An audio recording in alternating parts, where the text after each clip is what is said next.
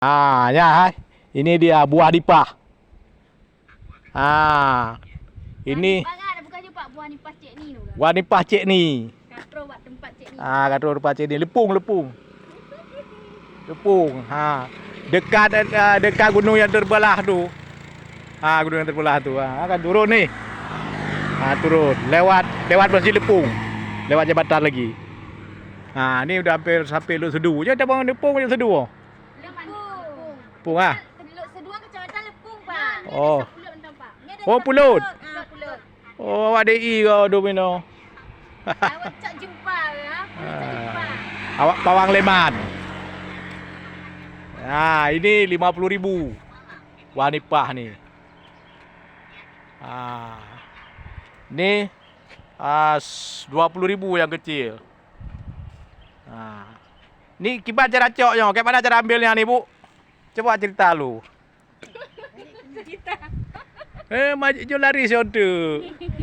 Ini kayak mana cara ambil buah ni?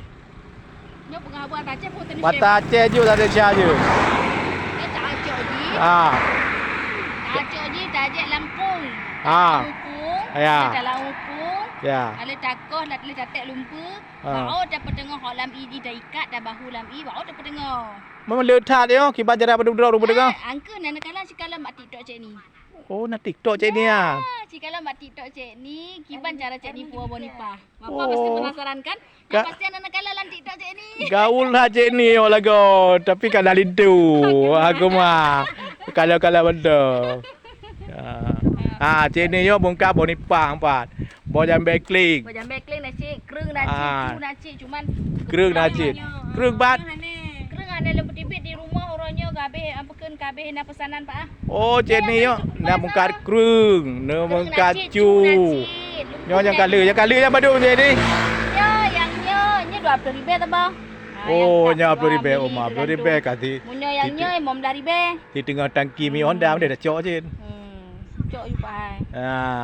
Munyo yang laki kurang 5.000 cok 2 boleh 5. Ya.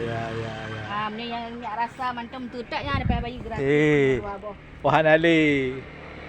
Je, kamu tak Pak. Watak nipah. buah nipah. Nyo kamu lepung ada keun tak Pak. Tek.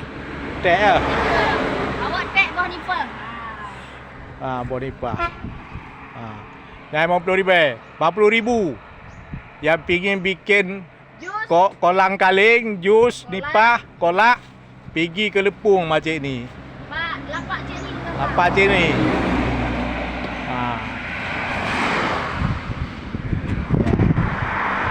Cik ni dah umur 40 tahun ni, setengah bayar ni, baru bayar.